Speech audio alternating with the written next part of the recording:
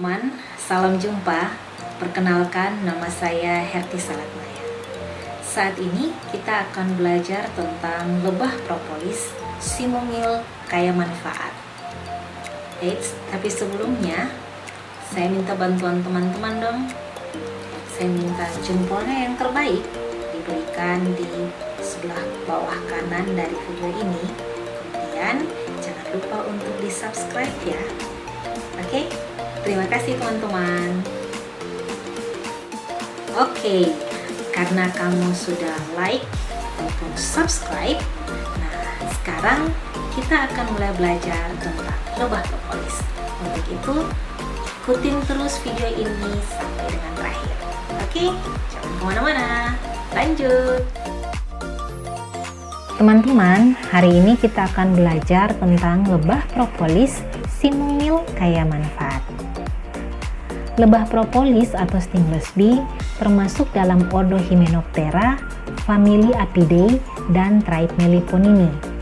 Lebah ini diduga hidup sekitar 80 juta tahun yang lalu loh teman-teman. Lebah ini ditemukan di New Jersey, Amerika Serikat oleh Michener dan Grimaldi pada tahun 1888. Namanya Trigona prisca.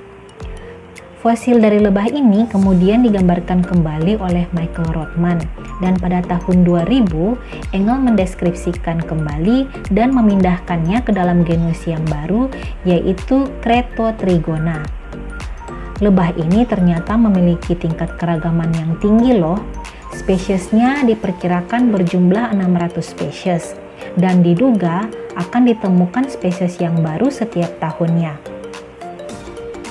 Lebah propolis ditemukan hidup secara alami di wilayah tropis dan subtropis yang meliputi wilayah tropis Amerika, Sub-Saharan Afrika, Indo-Malayan, dan Indo-Australian. Sebaran lebah propolis ini telah dilaporkan oleh Kerr dan Meulet tahun 1964 dan Rantawane dan Duakpade 2019. Dan menunjukkan bahwa Amerika Selatan merupakan pusat sebaran dengan tingkat keragaman yang sangat tinggi.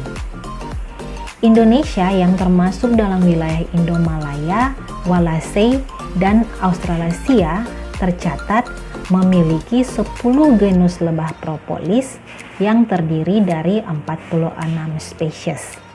Teman-teman mau tahu nggak apa saja sih genus-genus lebah propolis yang tersebar di wilayah Indonesia? Nah teman-teman, ini dia 10 genus lebah propolis di Indonesia, yaitu Austroplebia more, Geniotrigona more, Heterotrigona suars, Homotrigona more, Lepidotrigona suars, Lysotrigona more, Papuatrigona Michener dan Sakagami, Variotrigona more, Tetragonula more, dan Wallacei Trigona Engel dan Rasmussen. Lebah propolis ditemukan tersebar di wilayah Indonesia dan memiliki beragam nama.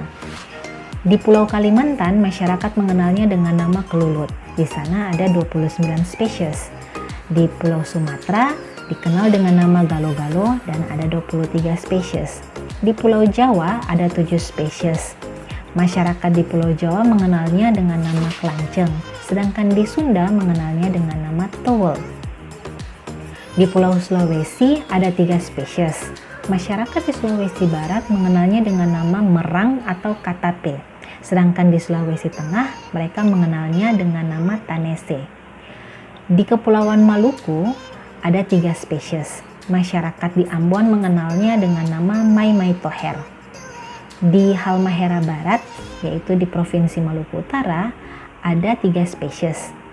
Masyarakat mengenalnya dengan nama cakangau, dadaaka, atau ovugula.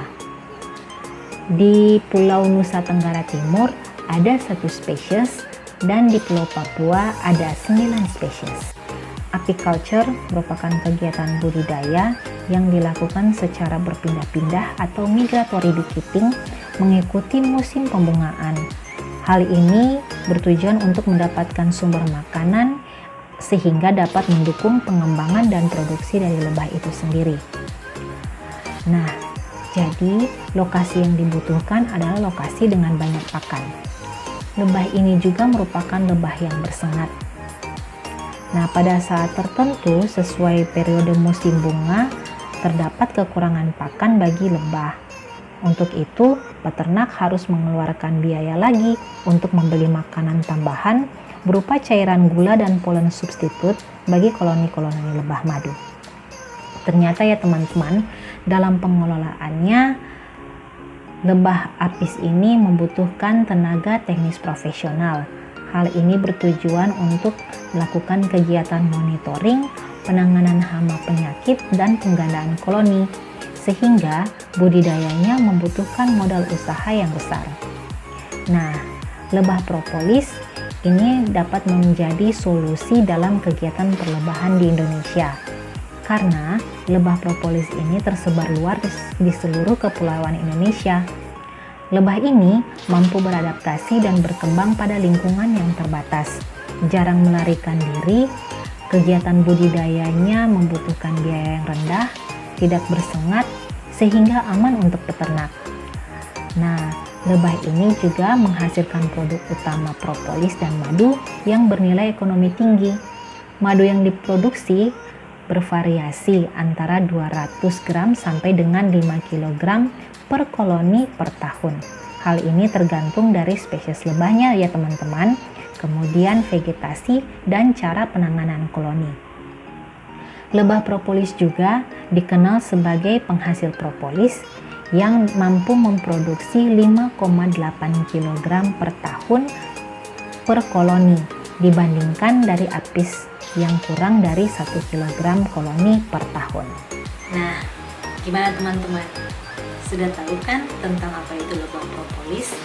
Dan ternyata lebah itu ada juga di Indonesia loh, dan sangat berpotensi untuk dikembangkan di Indonesia. Nah, kita masih akan belajar lagi nih tentang lebah propolis nanti di video selanjutnya ya teman-teman. Untuk itu, jangan lupa untuk selalu mengikuti video-video kami. Terima kasih. Salam.